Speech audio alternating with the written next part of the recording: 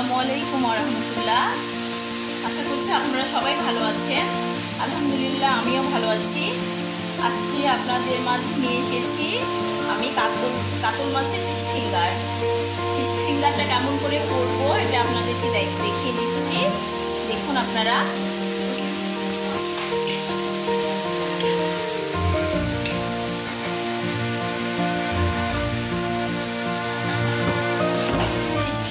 করে খেতে খুব মজা লাগে, এটা সবাই খেতে পারবে, বড়রা ছোটরা সবাই। আমার নাতিও খায়, আমার নাতির বয়স 1.5 বছর।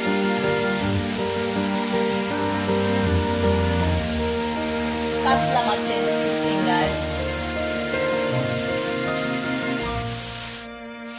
দেখেন। ফিশ ফিঙ্গারের ভেতরে আমি দিচ্ছি যে রসুন বাটা দিয়ে দিচ্ছি, একটু সামান্য আন্দাজ মতো দিতে হবে।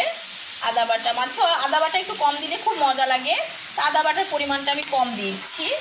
যে রসুন বাটা এই পরিমাণ, তারপরে যে জিরা ধনিয়া বাটা বেশি দিতে হবে। খুব সহজ এই ফিশ ফিঙ্গারের রান্নাটা, খুব সহজ। অল্প সামান্য পরিমাণ তেল দিব, আমি মাছটা সিদ্ধ করবো তো। মাছটা সিদ্ধ করে নেবে। যে মরিচের গুঁড়ো অল্প পরিমাণ, 1/2 চামচ পরিমাণ দিয়ে দিলাম।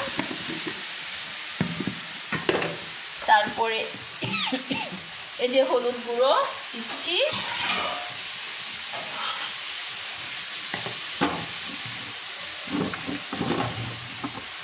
লবণ আন্দাজ মতো দিতে হবে।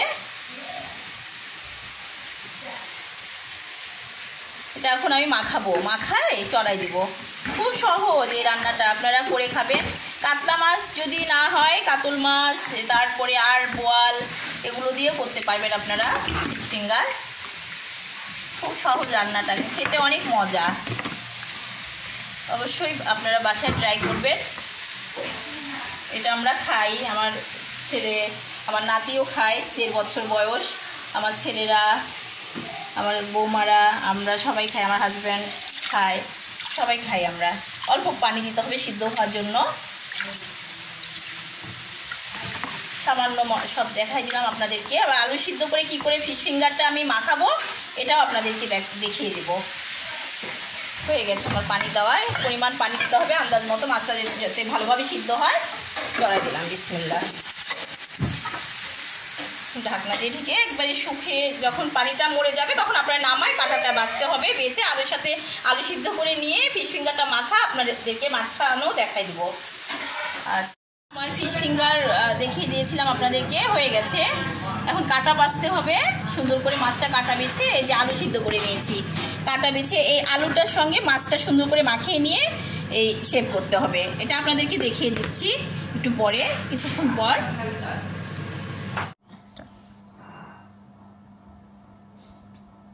আপনাদেরকে দেখিয়েছিলাম আমি ফিশ ফিঙ্গার, এই যে ফিশ ফিঙ্গারটা মাখানো আমি দেখাই দিচ্ছি আপনাদেরকে। এই যে আলু আলাদা করে কাটা, মাছ আলাদা করে কাটা বেছে নিয়েছি, আর আলু সিদ্ধ করে নিয়েছি একসঙ্গে। এটা মাখাতে হবে, এই যে এরকম করে দেখেন আপনারা।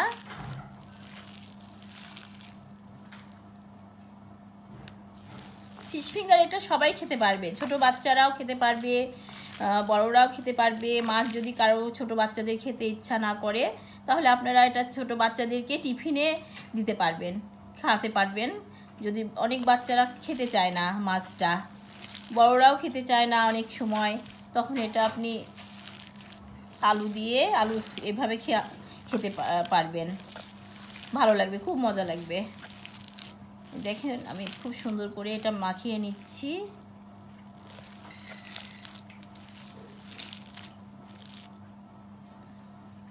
ভালো করে কাঁটাটা আপনারা বেছে নেবেন। ছোট বাচ্চা, আমার 1.5 বছরের নাতি আছে, আমার নাতিও খায়, আমরা সবাই খাই। বাসায় গেস্ট আসলে আপনারা এটা পরিবেশন করতে পারবেন, বাসায় গেস্ট আসলেও আপনারা এটা নাস্তা হিসাবে। এই যে দেখুন ফিশ ফিঙ্গারটা আপনারা এরকম সাইজ করে বানিয়ে নেবেন। এটা খেতে খুব মজা লাগবে, অনেক মজা। বাচ্চারাও খাবে, বড়রাও খাবে, আবার বাসায় গেস্ট আসলে আপনারা এটা পরিবেশন করতে পারবেন। এই এই শেপটা করতে হবে।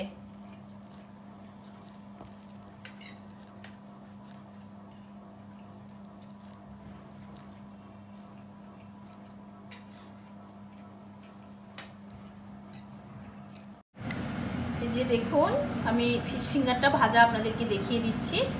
এই যে তেলটা দিয়ে দিবেন আপনারা, প্রথমে ফ্রাই প্যান গরম করে তেলটা দিয়ে দিবেন। তেলটা গরম হওয়া পর্যন্ত অপেক্ষা করছি আমি। দেখেন কত সুন্দর কালারটা আসছে।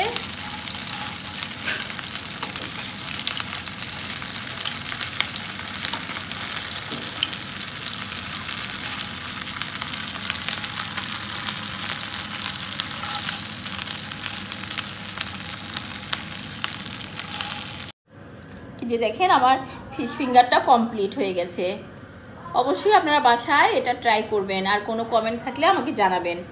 এটা বাচ্চারা, ছোট বাচ্চারা খেতে পারবে, বড়রা সবাই, বাড়ির সবাই খেতে পারবে। মেহমান আসলে আপনারা এটা খেতে পারবে। ফিশ ফিঙ্গারটা খুব ভালো লাগবে, এটা স্বাস্থ্যসম্মত খাবার। আচ্ছা, তাহলে আজকের মতো রাখছি। আবার পরবর্তী রান্না নিয়ে, নতুন কিছু রান্না নিয়ে আপনাদের সঙ্গে দেখা হবে। ভালো থাকবেন, সুস্থ থাকবেন। আসসালামু আলাইকুম ওয়া রাহমাতুল্লাহ।